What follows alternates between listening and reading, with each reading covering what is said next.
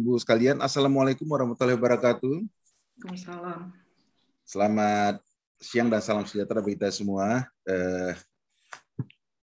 Jadi yang kedua kalinya nih Bapak Ibu, saya akan menyampaikan, kalau tadi mewakili Kepala BNN, sekarang mewakili Deputi Pemberantasan, dan juga memang dalam undangan saya lihat ada garis miringnya Direktur Peran Serta Masyarakat.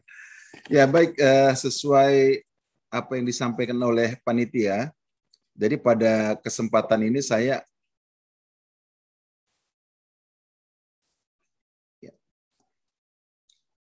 akan menyampaikan tentang bagaimana peran serta masyarakat mendukung War on Drug. Dalam hal ini adalah untuk menuju Indonesia bersinar. Indonesia bersinar inilah Indonesia bersih narkoba, Bapak Ibu sekalian. Dan mengapa di sini disebutkan mendukung War on Drug? Karena memang sekarang BNN menyatakan perang terhadap narkoba. Nah, jadi di sini tentu perang terhadap narkoba ini juga adalah tujuannya bagaimana memberikan rasa aman, tentunya rasa aman kepada masyarakat terhadap ancaman penyalahgunaan maupun peredaran gelap narkoba. Dan tentu di sini adalah untuk penyelamatan anak bangsa kita. Dan War on Drug ini tentunya juga harus didukung. Kalau tadi Bu Gubernur menyatakan tadi adalah berkolaborasi. Ya, artinya di sini tidak akan bisa kita laksanakan, tidak akan bisa bekerja sendiri pemerintah dalam hal ini Polri maupun BNN tanpa dukungan dari masyarakat. Jadi kuncinya mutlak harus masyarakat berperan aktif dan berperan serta di sini dalam memberantas maupun menanggulangi permasalahan narkoba di negara kita. Ya Bapak Ibu, ini adalah hanya kurikulum vitae saya saja. Bapak Ibu yang saya hormati, kita ketahui permasalahan narkoba saat ini adalah merupakan penyakit kronis dan sudah menjadi masalah yang sangat serius.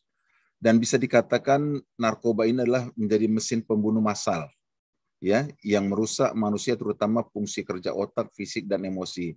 Dan kemudian kondisi geografi Indonesia yang terbuka, dan ini juga menjadi sehingga banyak pintu masuk, ya, yang lewat. Dan kita ketahui 80% narkoba masuk dari luar negeri ke Indonesia adalah melalui laut dan kemudian masuk ke daratannya melalui pintu-pintu masuk yang baik itu yang legal maupun yang resmi maupun yang tidak resmi. Demikian juga Bapak Ibu sekalian, faktor demografis. Nah, ini juga sangat mempengaruhi sekali. Di mana kita ketahui penduduk kita ini nomor 4 terbesar di dunia. Dan yang pasti semakin banyak penduduk, semakin banyak orangnya, ini adalah semakin besar peluang ataupun menjadi incaran bagi pebisnis narkoba, karena penduduk ini adalah menjadi calon konsumen. Tadi kita ketahui pada sambutan di awal saya sampaikan bahwa 3 juta lebih penduduk Indonesia sudah terpapar ataupun sebagai penyalahguna narkoba atau setidak-tidaknya sudah pernah menyalahgunakan narkoba. Itu adalah konsumen. Sedangkan selebihnya yang 200 juta lebih itu adalah calon-calon konsumen. Nah, ini tentu menjadi sesuatu yang sangat menggiurkan ataupun salah satu faktor penyebab mengapa Indonesia menjadi sasaran para pebisnis ataupun sindikat narkoba.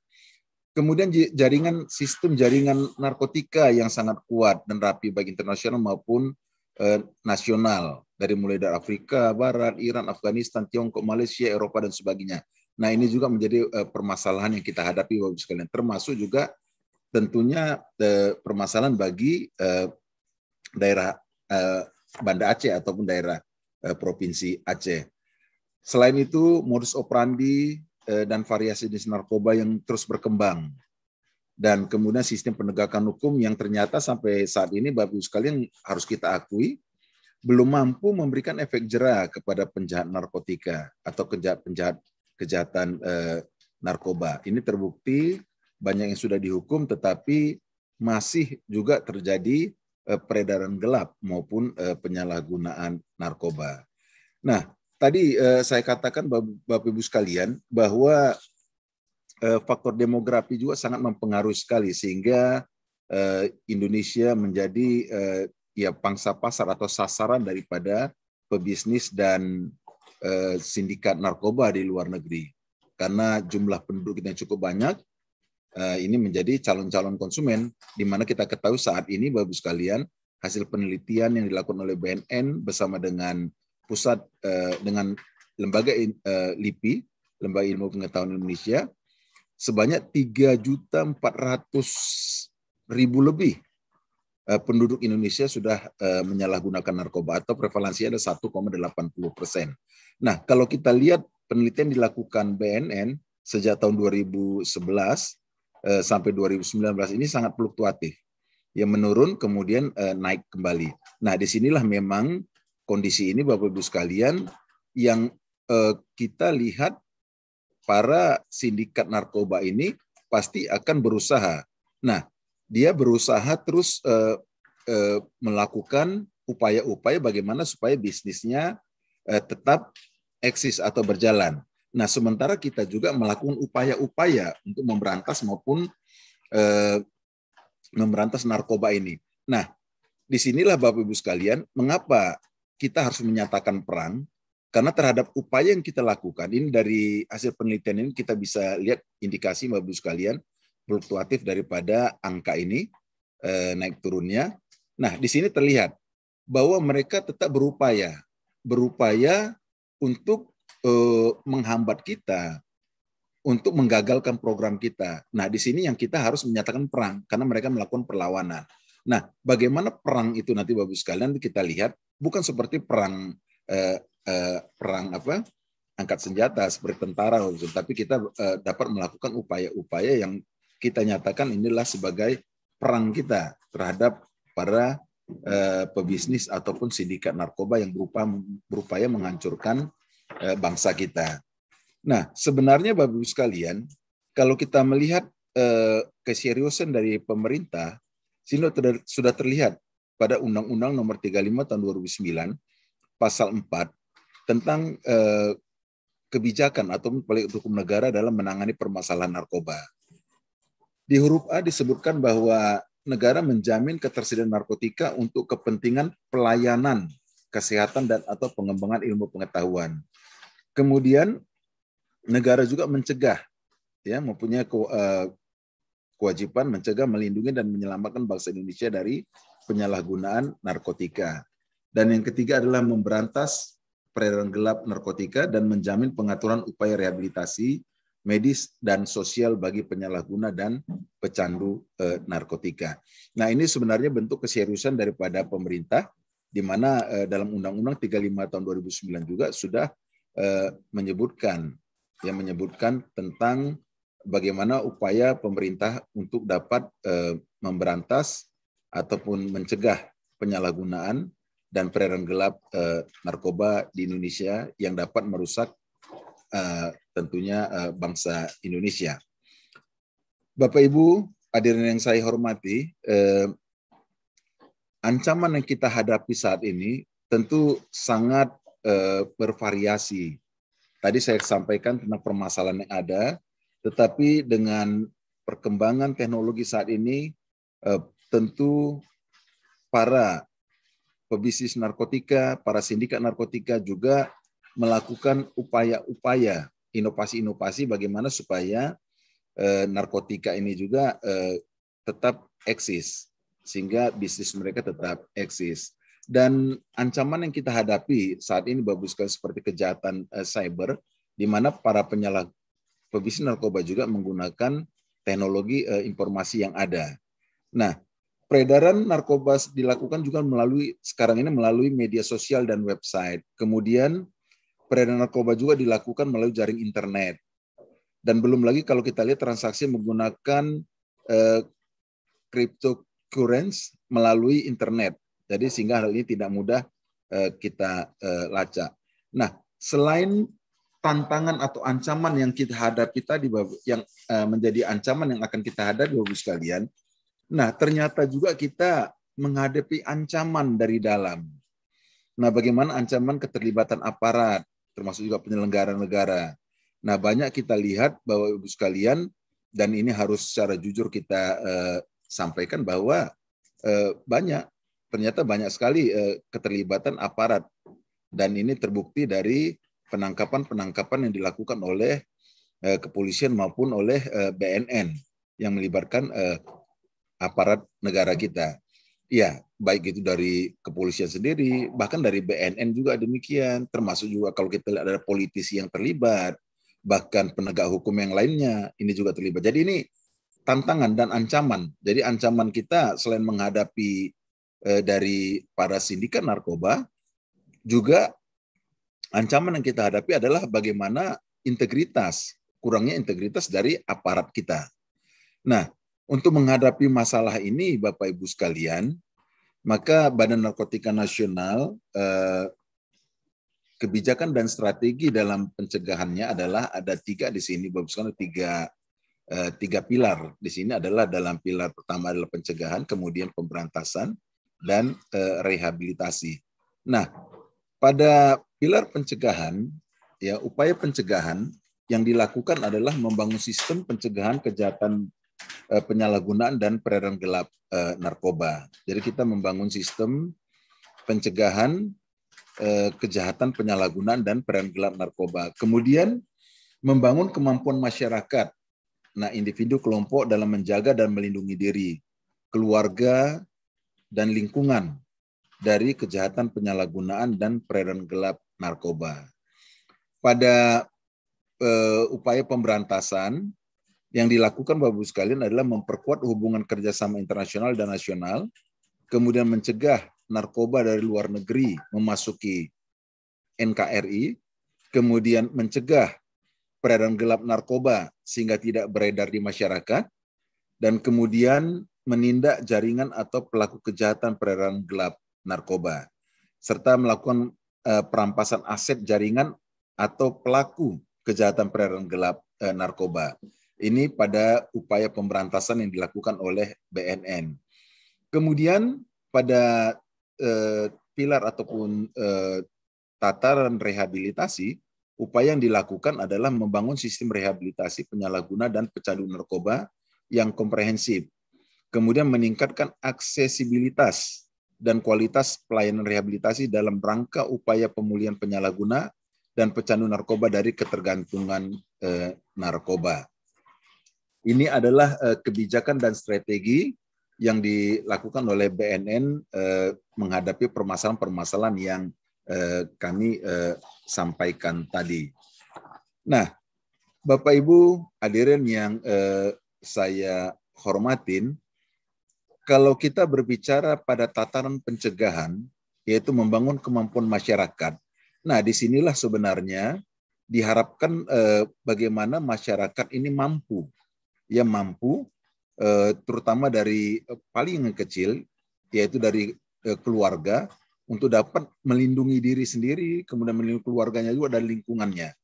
Nah, tentu upaya yang dilakukan dalam membangun kemampuan masyarakat ini banyak yang dilakukan oleh BNN, yaitu antara lain adalah melakukan sosialisasi secara masif, kemudian juga melakukan kegiatan-kegiatan seperti workshop yang dilakukan saat ini dan kegiatan-kegiatan lain. Termasuk juga seperti yang disampaikan Pak Ketua Umum tadi adalah bagaimana memasukkan materi narkoba dalam kurikulum pendidikan.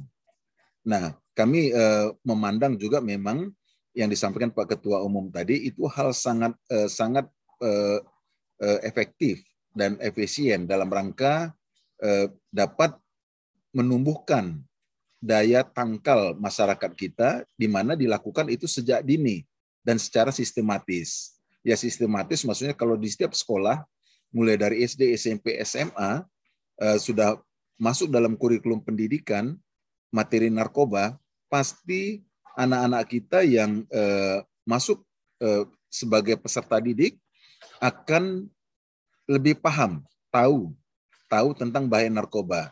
Karena salah satu seseorang tidak terlibat ataupun terjerumus kepada penyalahgunaan narkoba, Bapak Ibu sekalian, adalah salah satunya adalah karena ketidaktahuannya. Dia tidak tahu tentang bahayanya dan tidak tahu tentang jenis-jenis narkoba, misalnya demikian. Nah, sehingga kalau sejak dini kita dapat menyampaikan kepada anak-anak kita melalui kurikulum pendidikan tadi, melalui sekolah, ini adalah sangat bermanfaat dan sangat efektif dalam rangka mencegah ataupun memberikan, menumbuhkan rasa imun tentang narkoba, kejahatan narkoba kepada anak-anak kita. Bapak Ibu hadirin yang saya hormati, nah menyikapi ini juga, menyikapi kebijakan dan strategi tadi, maka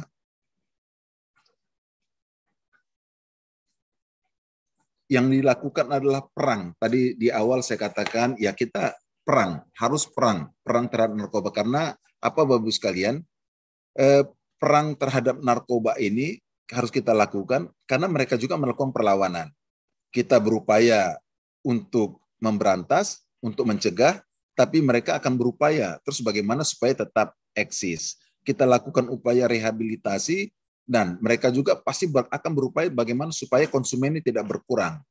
Nah, sehingga dia akan selalu menggoda supaya bagaimana muncul konsumen-konsumen baru. Nah, sehingga disinilah kita BNN menyatakan perang, war on drug, perang terhadap narkoba. Dan ini tujuannya adalah untuk menuju Indonesia yang bersih narkoba. Nah, langkah strategi yang dilakukan, Pak Richard, mohon izin mungkin waktunya ya, 5 menit baik, lagi. Ya, terima kasih banyak. Ya, langkah strategi yang dilakukan adalah dengan soft power approach, kemudian hard power, dan smart power approach. Nah, Bapak Ibu sekalian, nah bagaimana peran serta masyarakat ini tertuang dalam Undang-Undang 35 tahun 2009. Ya, nanti bisa kita lihat di pasal 104 sampai 108 Bapak Ibu sekalian. Nah, dalam war on drug, bagaimana masyarakat bisa berperan? Nah, saya menyampaikan di sini ada 6 upaya kegiatan yang bisa dilakukan oleh masyarakat dalam mendukung war on drug ini. Tapi sekali lagi Bapak-Ibu sekalian, seperti tadi saya sampaikan bahwa upaya yang kita lakukan tidak akan berarti kalau tanpa peran serta dan partisipasi masyarakat atau keterlibatan masyarakat dalam memerangi narkoba ini. Nah, war on drug, masyarakat bisa mengambil peran di sini, itu bisa menjadi penyuluh, kemudian menjadi penjangkau, menjadi mediator dan fasilitator, dan juga menggalang laporan dan menjadi penggerak serta melakukan sinergitas. Nah, ini 6 langkah ini yang bisa dilakukan masyarakat untuk bisa berperan aktif dalam rangka war on drug ini. Menjadi penyuluh, ya, melakukan kegiatan sosial, penyuluhan, kemudian penjangkau, melakukan intervensi terhadap korban penyalahgunaan narkoba, kemudian menjadi fasilitator, menggalang lapor masyarakat supaya masyarakat mau melapor, kemudian menjadi penggerak masyarakat untuk bersama-sama dan berkomitmen. Nah, komitmen ini sangat penting sekali Bapak-Ibu sekalian, dan bersinergi. Nah, di sini Bapak-Ibu sekalian, kunci daripada war on drug ini adalah bagaimana kita mempersempit ruang gerak daripada para pebisnis atau sindikat narkoba ini untuk dia bisa berkiprah, ya. Kita mempersempit ruang geraknya. Kita tentu tidak rela mereka menghancurkan ataupun merusak anak-anak kita dengan memberikan racun narkoba tadi. Nah, intinya itu Bapak Ibu sekalian. Jadi dalam hal ini tentu masyarakat dapat mengambil peran dalam perang terhadap narkoba ini. Demikian Bapak Ibu sekalian yang bisa saya sampaikan. Mudah-mudahan dengan peran serta masyarakat dalam war on drug ini, perang melawan narkoba ini, apa yang kita cita-citakan untuk mewujudkan Indonesia bersih narkoba dapat terwujud. Demikian, lebih dan kurang mohon maaf. Saya akhiri dengan wabillahi taufiq wal hidayah. Wassalamualaikum warahmatullahi wabarakatuh. Selamat siang dan salam sejahtera bagi kita semua.